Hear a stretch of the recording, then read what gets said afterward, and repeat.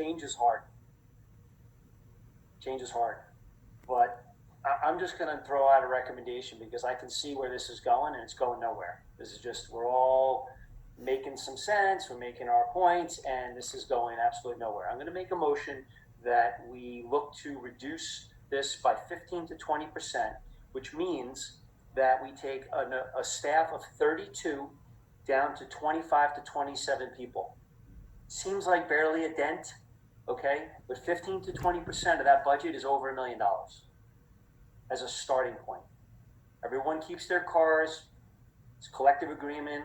Like Mayor Burke said, there's only so much we can do based on the agreements that are there. So let's not make that an excuse, okay? And I imagine that in 860 calls for detectives, a lot of that crap should be tossed right out the window because, come on, it's like almost 2.5 calls a day for the entire year. How much nonsense is in the mix of that? I mean, there's got to be a certain point where you just say, can't help you, okay? And I'll go with the Sunday without the cherry. Still a pretty good situation. That's my motion. Okay, Commissioner Kessel. Yes, you've got a motion on the table. Oh, I am so sorry. You can ask for a second. Do I have a second for the motion? Yes, I second. Okay, so now you can have discussion if you want, and then eventually you'll call the vote. Okay, thank you, Mayor. Who would like to go and discuss that? Eliana was. Okay, Eliana, Commissioner. Okay, hi, thanks. I agree that we need to do something, and I think this is a good first step. Again, it's nothing personal, and I do think that the department can be more efficient. I think if he said there was 150 cases, is that for the year divided among 3 people? That's 50 cases each. I mean, I came from New York, but that was my caseload in a day at the DA's office. So this is a great low crime community, and I know the crime, I think over the weekend was, somebody pushed someone, they had to fight over a mask, so that was probably solved in a day. But I do thank you for doing this, and I know that it's a little tough, but maybe we can, if we can't touch the cars for the police officers, maybe we can touch the cars for the other, in the other sectors. And again, from personal experience, I was on call and expected to be at work all the time. I was on beeper duty at the DA's office. When I worked at the network, when there was something I had to come to work, no one ever gave me a car to get there. They expected that I would have a vehicle of my own. And if I could get gas and mileage reimbursement for stuff, which is certainly a lot cheaper than giving someone a car, maintaining it. So thank you for doing this.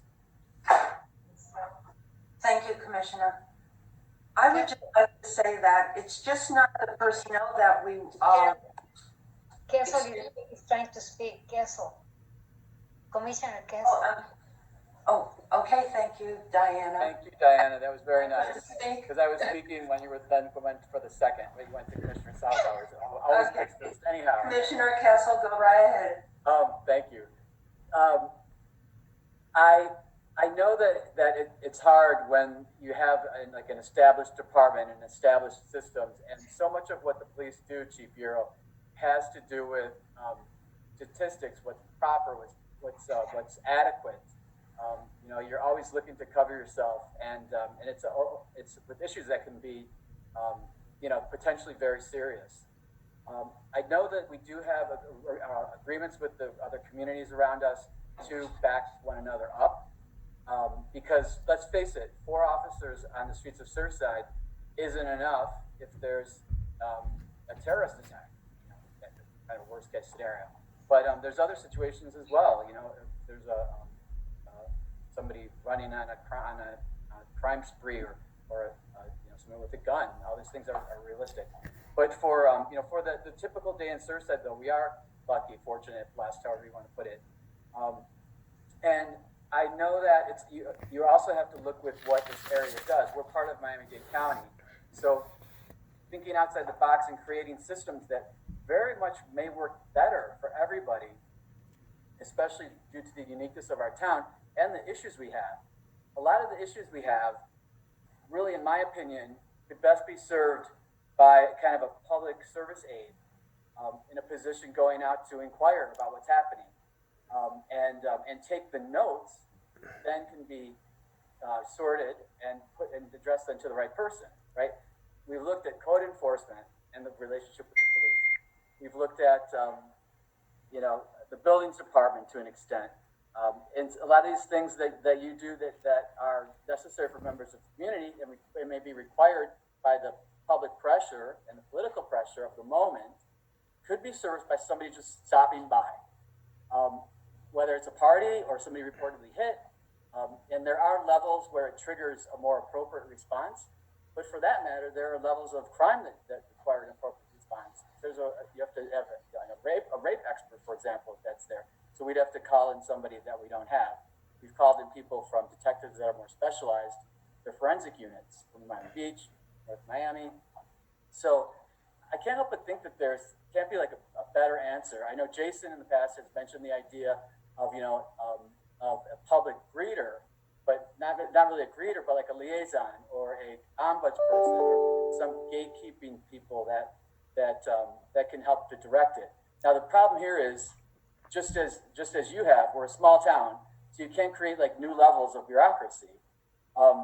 So it's a challenge, and you have to have whatever bureaucracy there is supported enough to make it work. But I think creative streamlining is a possibility, and then sometimes just repositioning people and giving them more responsibilities in kind of a different framework. And it could create more opportunities for them and actually more happiness in their career. But things tend to be siloed, which that term has been tossed around in a town government, just as they're siloed in many private places. And but this is Surfside, which is what the mayor said and got you. We can do things very differently, and I don't think we should do it so differently that it's risking things. But we could think outside the box and do things quite differently, where you don't have to send an armed officer who could actually, be prepared to wound somebody or shoot to kill, and is trained in that way, for a regular kind of not domestic particular phone call, but something that's not necessarily as serious as that. And maybe there are models out there. I don't know. I'm not a policing and town staffing expert, but you'd think that there would be some models out there that we could look at from what other communities have tried. I mean, certainly there's a community policing effort, and there's many places where they have one officer for like a whole county, in the rural parts of the states. So they really have to wait for certain services to come to them. It is largely about expectations. I love the idea of sharing more resources with the neighboring towns, because then we provide economies of scale. I mentioned this for the buildings department and approvals of all those plans, and so we don't have to hire experts, and so we don't have to wait around a long time to get somebody's service. So I don't know that I'm the person with this unique expertise. I'm not, and I don't think any of us is positioned to have a lot of time on our hands to lead a whole, investigation of all the best practices and what's out there. But maybe that's an idea we can look to. Thank you, Commissioner Kessel. So we have a motion on the table and a second, and we've had our discussion. Can you restate the motion, please? Joe, can you restate the motion? The motion is for the police department to be cut by 15 to 20%. Is that right, Vice Chair Cummings? Yes. Madam Clerk? Yes, just to restate, the all committees, the only thing they could do is recommend to the commission. So I will add that to the motion. A recommendation to the town commission to reduce police staff by 15 to 20% from 32 to 25 or 27 officers. Is that correct? Is that what you would like, Vice Chair? You don't want to do the budget, you just want to do personnel? Well, the personnel, and then, with that comes our Correct. accessories, right? We sell vehicles, we stop paying insurance, we stop paying maintenance. I mean, so, I'm not privy to all the line items that go with that budget. I know that budget to be $6.5 million a year for 32 employees, includes their cars. So I don't know the breakdown. Jason can review that with you guys as commissioners. But my recommendation is to take the budget down by 15 to 20%. That brings a head count down to 25 or 27, all the associated costs that go with it. Okay, thank you.